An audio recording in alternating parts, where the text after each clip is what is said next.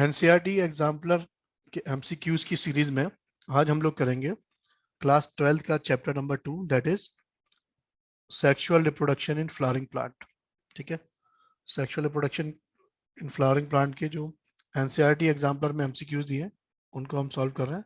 चलिए स्टार्ट करते हैं। क्वेश्चन नंबर 1, क्वेश्चन नंबर 1 में कह रहा है वो आपसे, among the terms listed below those that of are not technically correct names for a floral world. ठीक है, तो कह रहा है आपसे कि फ्लोरल वर्ल्ड के रिगार्डिंग में कौन सा टेक्निकली करेक्ट टर्म नहीं है या करेक्ट नेम नहीं है। ठीक है, एंड्रोशियम करेक्ट टर्म है, कार्पल ये भी करेक्ट टर्म है, सॉरी कार्पल करेक्ट टर्म नहीं है, गाइनोशियम होता है करेक्ट टर्म, कोरोला ये राइट टर्म है, सेपल सेपल फ्लोरल वर्ल्ड के रेफरेंस में करेक्ट टर्म नहीं है। जो ग्रुप ऑफ सेपल्स होता है उसको हम लोग बोलते हैं कैलेक्स, और वो होता है करेक्ट, टेक्निकली करेक्ट जो टर्म है वर्ल्ड के लिए। तो राइट आंसर इसमें क्या हो जाएगा, एंड्रोशियम और कोरोला वाला जो ऑप्शन होगा वही ठीक होगा। अच्छा, इसने आपसे पूछा कि नॉट करेक्ट कौन कौन से हैं, तो कार्पेल और सेपल वाला सेकंड और फोर्थ वाला जो ऑप्शन है दैट इज ऑप्शन सी। ठीक है, तो क्वेश्चन नंबर 1 का राइट आंसर हो जाएगा सी। ठीक है, question number 2, embryo sac is to ovule as is to anther. ठीक है, एम्ब्रियो सैक क्या होता है, फीमेल गेमेटोफाइट होता है ना, और ओव्यूल मतलब क्या, मेगास्पोरेंजियम। तो मेगास्पोरेंजियम के लिए जैसे फीमेल गेमेटोफाइट मतलब एम्ब्रियो सैक है, वैसे ही एंथर के लिए इसमें से क्या चीज होगी। ठीक है, तो एंथर के अंदर हम जानते हैं क्या होता है, माइक्रोस्पोरेंजियम होता है, और उस माइक्रोस्पोरेंजियम के अंदर क्या होता है, mail gametophyte that is pollen grain. तो क्वेश्चन नंबर 2 का राइट आंसर हो जाएगा पॉलन ग्रेन। ठीक है, चलिए question number 3, in a typical complete bisexual hypogynous flower, the arrangement of floral whorl on the thalamus from outermost to innermost। ठीक है, अब हाइपोगाइनस फ्लावर से मतलब होता है सुपीरियर ओवरी, तो ये हमने बना लिया, कहते हैं थैलेमस पेडिसल, और इस पे सुपीरियर पोजीशन पे क्या होगा, टॉप पोजीशन पे होगा गाइनोशियम। उसके बाद क्या होता है एंड्रोशियम, फिर क्या होता है कोरोला, और उसके बाद क्या होता है कैलिक्स। ठीक है, ठीक, तो क्या करेक्ट सीक्वेंस हो जाएगा, आउटर मोस्ट से इनर मोस्ट की तरफ बात करें तो calyx, Corolla, androecium and gynoecium. तो थर्ड का राइट आंसर हो जाएगा ए। चलिए क्वेश्चन नंबर 4, क्वेश्चन नंबर 4 में वो आपसे कह रहा है, a dicotyledonous plant bears flower but never produce fruits and seed. वो कह रहा है एक डाइकोट प्लांट है जिसमें क्या होता है, फ्लावर तो आते हैं लेकिन वो फ्रूट और सीड नहीं प्रोड्यूस करता है। The most probable cause for the above situation, तो इसका कॉज क्या हो सकता है, उसके लिए कुछ ऑप्शन लिखे हुए हैं। Plant is dioecious, dioecious plant का मतलब होता है ऐसे प्लांट जिन पे क्या होता है यूनिसेक्सुअल फ्लावर होते हैं, और एक प्लांट पे सिर्फ एक ही सेक्स का फ्लावर होगा, या मेल फ्लावर होगा या फिर कहते हैं फीमेल फ्लावर होगा। ठीक है, तो प्लांट क्या है, डाइशियस है, और बियर कर रहा है only pistillate flower. Pistillate flower मतलब क्या होगा, फीमेल फ्लावर। तो अगर फीमेल फ्लावर है तो उसमें क्या है, गार्निशियम होगा, गार्निशियम के अंदर कार्पल, कार्पल के अंदर ओवरी होगी, तो और ओवरी और ओव्यूल इनके फ्यूजन के बाद फ्रूट और सीड का फॉर्मेशन हो सकता है। तो ये वो कॉज नहीं हो सकता है। ठीक, plant is dioecious and bears both pistillate and staminate. तो पिस्टिलेट मतलब फीमेल फ्लावर और मेल फ्लावर दोनों ही अगर उसमें है तो भी फ्रूट का और सीड का फॉर्मेशन होगा, तो ये भी राइट आंसर नहीं होगा। प्लांट इज मोनोशियस, अगर प्लांट मोनोशियस है तो उसमें क्या होता है, एक सिंगल प्लांट पे ही मेल फ्लावर और फीमेल फ्लावर दोनों होंगे, है ना, या बाइसेक्सुअल फ्लावर भी हो सकते हैं। ठीक है, तो मोनोशियस का मतलब क्या है कि एक प्लांट पे ही मेल और फीमेल दोनों फ्लावर है। तो अगर मेल और फीमेल दोनों ही फ्लावर हैं तो यहाँ पर भी फ्रूट का और सीड का फॉर्मेशन होगा, तो ये भी कॉज नहीं हो सकता है। तो राइट आंसर क्या हो जाएगा, फोर्थ का D, plant is dioecious and bears only staminate flower, मतलब मेल फ्लावर। तो मेल फ्लावर होगा तो फ्लावर तो है, लेकिन मेल फ्लावर का कभी फ्यूजन के बाद ना फ्रूट बनेगा ना सीड। ठीक है, चलिए क्वेश्चन नंबर 5 की बात करते हैं। क्वेश्चन नंबर 5 में कह रहा है the outer most and the inner most wall layers of microsporangium in an anther. ठीक है, तो एंथर की जो वॉल होती है, 4 वॉल होती है, तो उसमें आउटर मोस्ट और इनर मोस्ट वॉल लेयर कौन सी होती है उसने पूछा है। बहुत ही इजी क्वेश्चन है। आउटर मोस्ट कौन सी होती है? एपिडर्मिस होती है। इनर मोस्ट कौन सी होती है? टेप्टम होता है। तो ऐसा कोई ऑप्शन दिख रहा है? हाँ, इसका ऐसा ऑप्शन जो है वो है ऑप्शन नंबर डी। ठीक है, क्वेश्चन नंबर 5 का राइट आंसर हो जाएगा D. Question number 6, question number 6 में वो आपसे कह रहा है ड्यूरिंग माइक्रोस्पोरोजेनेसिस। माइक्रोस्पोरोजेनेसिस का मतलब होता है कि जब फॉलन मदर सेल से या माइक्रोस्पोर मदर सेल से माइक्रोस्पोर टेट्राड का फॉर्मेशन होता है। तो during microsporogenesis meiosis occur in, किसमें होगा? माइक्रोस्पोर मदर सेल में होता है। बहुत ही easy question. Microspore mother cell में जब मियोसिस होता है तो 4 माइक्रोस्पोर का फॉर्मेशन होता है, जिसको हम लोग बोलते हैं माइक्रोस्पोर टेट्राड। तो 6 का बी आंसर हो जाएगा। Question number 7, from among the sets of term given below, identify those that are associated with gynoecium। उसने कुछ टर्म दिए और उनमें से आपसे पूछा है कि कौन से ऐसे टर्म है जो गायनोशियम से रिलेटेड है। ठीक है, तो स्टिग्मा, ओव्यूल, एम्ब्रियोसैक, प्लासेंटा, ये सभी रिलेटेड है। ठीक है, थैलेमस, ये तो फ्लावर का पार्ट हो गया, सॉलिड पार्ट ऑफ पेडिसल होता है। ठीक, ओव्यूल, ओवरी, एम्ब्रियोसैक, टेप्टम, टेप्टम एंथर का पार्ट हो गया, इसलिए राइट आंसर नहीं हो सकता है। ओव्यूल स्टेमन, स्टेमन मेल का हो गया। तो उस क्वेश्चन नंबर 7 का जो राइट आंसर है वो क्या है? ए। चलिए, क्वेश्चन नंबर 8, क्वेश्चन नंबर 8 में वो आपसे कह रहा है starting from the inner most part the correct sequence of parts in an ovule. ठीक है, तो इनर मोस्ट पार्ट से हमें स्टार्ट करना है और हमें करेक्ट सीक्वेंस बताना है उन पार्ट्स का जो ओव्यूल में हमें देखने को मिलते हैं। ठीक है, स्टार्टिंग कहां से करनी है? इनर मोस्ट पार्ट से। ठीक है, तो क्या हो गया? एग। ठीक है, एग के बाद डायरेक्ट न्यूसेलस नहीं आता है, तो ये सीक्वेंस करेक्ट नहीं होगा। एग, एग कहाँ पर होता है? एम्ब्रियोसैक में। ठीक है, एम्ब्रियोसैक के सराउंडिंग में क्या होता है? न्यूसेलस। और न्यूसेलस की कवरिंग क्या होती है? इंटेगुमेंट। ये सही लग रहा है। ठीक है, एम्ब्रियोसैक, न्यूसेलस, इंटेगुमेंट, ये गलत आंसर हो जाएगा। एग, इंटेगुमेंट, ये भी गलत है। तो क्वेश्चन नंबर 8 का करेक्ट आंसर जो है B.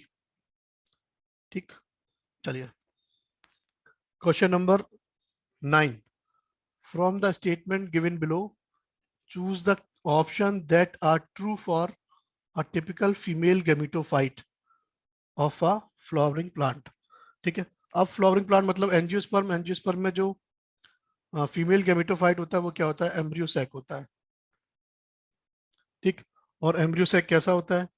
7 sailed, 7 sailed 8 nucleated structure होता है, ये हम जानते हैं। ठीक है, तो कुछ स्टेटमेंट है जो हमें रीड करने हैं regarding female gametophyte of flowering plant. ठीक है, तो पहला स्टेटमेंट क्या दिया उसने? It is 8 nucleated 7 sailed at maturity, ये बिल्कुल सही बात लग रही है। ठीक है, it is free nuclear during the development, ये भी ठीक लग रहा है। It is situated inside the integument but outside the nucellus, ये गलत बात है, क्योंकि भाई ये एम्ब्रियोसैक है, उसी के सराउंडिंग में क्या होता है? थोड़ा बहुत बचा हुआ है न्यूसेलस, या ज्यादातर केसेस में क्या होता है? न्यूसेलस का कंजप्शन हो जाता है और इसके बाहर क्या होगा? इंटेगुमेंट होता है। ठीक है, चलो, it has an egg apparatus situated at chalazal end, गलत बात, माइक्रोपालर एंड पे होता है। तो इसमें जो करेक्ट स्टेटमेंट है वही उसने पूछे आपसे, जो ट्रू स्टेटमेंट है वो कौन कौन से? फर्स्ट और सेकंड। तो ऐसा करेक्ट ऑप्शन जो है वो है सी। क्वेश्चन नंबर 9 का राइट आंसर हो जाएगा सी। चलिए, question number 10, autogamy can occur in a chasmogamous flower. Chasmogamous flower मतलब क्या होता है? ओपन फ्लावर, है ना। ओपन फ्लावर से मतलब है कि ऐसा फ्लावर जिसमें एंथर और स्टिग्मा कैसे होते हैं? एक्सपोज्ड। ठीक है, चलो, तो उसने पूछा है कि autogamy can occur in a chasmogamous flower if, एक ओपन फ्लावर में ऑटोगैमी कब पॉसिबल है उसके लिए कुछ स्टेटमेंट लिखे हैं। Pollen mature before maturity of ovule, wrong answer, wrong statement हो जाएगा, क्योंकि भाई ओपन फ्लावर में ऑटोगैमी जब ही पॉसिबल होता है जब पॉलन ग्रेन और कहते हैं जो पॉलन ग्रेन की मैच्योरिटी और स्टिग्मा की रिसेप्टिविटी दोनों कैसी हो? साइमल्टेनियस हो, है ना। मतलब मेल गैमीट भी रेडी हो और मेल गैमीट को रिसीव करने वाला जो स्टिग्मा है वो भी सेम टाइप पे मैच्योर होना चाहिए, तभी ऑटोगैमी पॉसिबल है। Ovule mature before maturity of pollen, ये भी स्टेटमेंट गलत है। Both pollen and ovule mature simultaneously, ये करेक्ट ऑप्शन है। क्वेश्चन नंबर 10 का राइट आंसर हो जाएगा सी। चलिए क्वेश्चन नंबर 11। क्वेश्चन नंबर 11 में कह रहा है choose the correct statement from the following. कुछ स्टेटमेंट दिए, इनमें से आपको करेक्ट स्टेटमेंट सेलेक्ट करना है। ठीक है, चलिए। क्लिस्टोगैमस मतलब क्या होता है? Closed flower. ठीक है, जिसमें क्या होता है, एंडोशियम और गाइनोशियम जो है वो क्या है, रिप्रोडक्टिव बल्ब जो है वो क्या है, एक चैम्बर में क्लोज्ड है समझो, है ना, ओपन फ्लावर नहीं होता है, क्लोज फ्लावर होता है। तो cleisto cleistogamous flower always exhibit autogamy, बिल्कुल सही बात, एनसीईआरटी की लाइन है एकदम। ठीक है, तो क्वेश्चन नंबर 11 का जो राइट आंसर है वो क्या हो जाएगा? ए हो जाएगा। ठीक है, चलो question number 12। A particular species of a plant produce light, non-sticky pollen in large numbers and its stigma are long and feathery. These modification facilitate pollination by। अच्छा, उसने आपको कुछ कैरेक्टरिस्टिक दिए हैं और उससे आपको आइडेंटिफाई करना है कि ये जो मॉडिफिकेशन है ये किस टाइप के पॉलिनेशन को फैसिलिटेट करेंगे। ठीक है, क्या क्या आपको दिए हैं कैरेक्टर कि भाई जो पॉलन है वो कैसा होगा, लाइट होगा, नॉन स्टिकी होगा और लार्ज नंबर में प्रोड्यूस होगा, और स्टिग्मा कैसी होगी, लॉन्ग होगी और फेदरी होगी। तो इस टाइप के मॉडिफिकेशन हमने पढ़े थे किसमें, जब विंड पॉलिनेशन होता है। ठीक है, तो क्वेश्चन नंबर 12 का राइट आंसर क्या हो जाएगा? सी।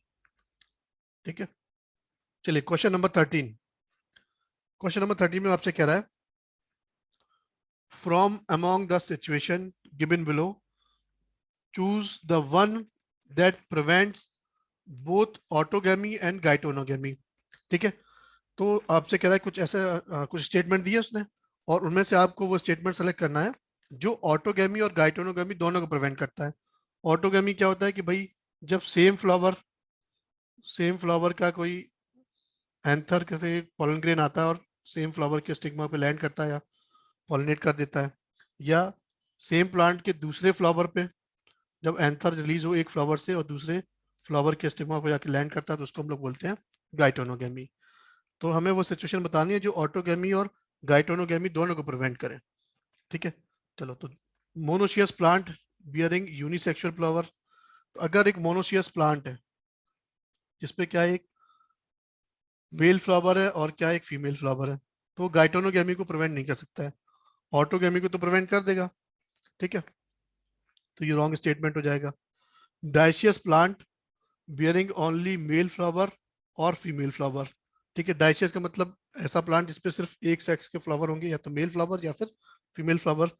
तो ऐसा प्लांट जो है वो ऑटोगेमी को भी प्रिवेंट कर देगा और गाइटोनोगेमी को। तो 13 का जो करेक्ट आंसर है वो है बी। ठीक है, चलिए क्वेश्चन नंबर 14। क्वेश्चन नंबर 14 में वो आपसे कह रहा है in a fertilised embryo sac the haploid diploid and triploid structures are. अच्छा, उसने आपको कुछ स्ट्रक्चर दिए, उनमें से पूछा कि कौन सा हैप्लॉइड होगा और कौन सा डिप्लॉइड और ट्रिप्लॉइड होगा। ठीक है, चलिए ऑप्शन पढ़ लेते हैं। सिनर्जिड सेल कैसा होता है? सिनर्जिड सेल जो है वो कैसे होते हैं? वो होते हैं हैप्लॉइड। ठीक है, जाइगोट कैसे होता है? आफ्टर फर्टिलाइजेशन बना हुआ है। सिनर्जिड सेल जो है ये कैसे होंगे? हैप्लॉइड। जाइगोट आफ्टर फर्टिलाइजेशन बनता है तो ये होता है डिप्लॉइड। और प्राइमरी एंडोस्पर्म जो है ये भी बनता है कैसे? आफ्टर फर्टिलाइजेशन, और एक मेल स्पर्म और दो पोलर न्यूक्लियाई की वजह से। तो ये कैसा होता है? ट्रिप्लॉइड। तो इसमें जो करेक्ट आंसर हो जाएगा वो यही करेक्ट आंसर है इसका। क्वेश्चन नंबर 14 का जो करेक्ट आंसर है वो क्या है? ए। चलिए question number 15। In an embryo sac the cell that degenerate after fertilization. अच्छा, वो पूछ रहा है आपसे कि एम्ब्रियो सैक में आफ्टर फर्टिलाइजेशन कौन से सेल डिजनरेट हो जाते हैं। तो आंसर है सिनर्जिड सेल और कहते हैं जो एंटीपोडल सेल होते हैं। भाई आफ्टर फर्टिलाइजेशन ये जो एंटीपोडल सेल है और ये सिनर्जिड सेल है। ठीक है, ये एग सेल हो गया। तो सिनर्जिड सेल एक तो पहली रप्चर हो जाता है जब पॉलन ट्यूब एंटर करती है, ठीक है, तो ये पॉलन सिनर्जिड सेल और एंटीपोडल सेल ये क्या हो जाते हैं, डीजनरेट हो जाते हैं आफ्टर फर्टिलाइजेशन। तो क्वेश्चन नंबर 15 का जो राइट आंसर है वो है बी। चलिए question number 16, while planning for an artificial hybridization program involving dioecious plant, ठीक है, which of the following step would not be relevant। अब वो आपसे कह रहा है कि भाई जो आर्टिफिशियल हाइब्रिडाइजेशन प्रोग्राम है उसको हम परफॉर्म कर रहे हैं किसमें, एक डाइशियस प्लांट में। डाइशियस प्लांट का मतलब आप समझ रहे हैं कि या तो उस पर क्या होगा, मेल फ्लावर होगा, या फिर उस पर क्या होगा, फीमेल फ्लावर होगा, ठीक है। तो ये हो गया फीमेल फ्लावर और ये हो गया क्या, मेल फ्लावर, ये फीमेल फ्लावर। तो ऐसे प्लांट जिन पे कहते हैं सिर्फ एक सेक्स का फ्लावर है, या तो मेल या फीमेल, तो इसमें हमें क्या नहीं करना पड़ता है, इसमें हमें कभी भी यूनिसेक्सुअल फ्लावर में हमें कभी भी इमेस्कुलेशन नहीं कराना पड़ता है।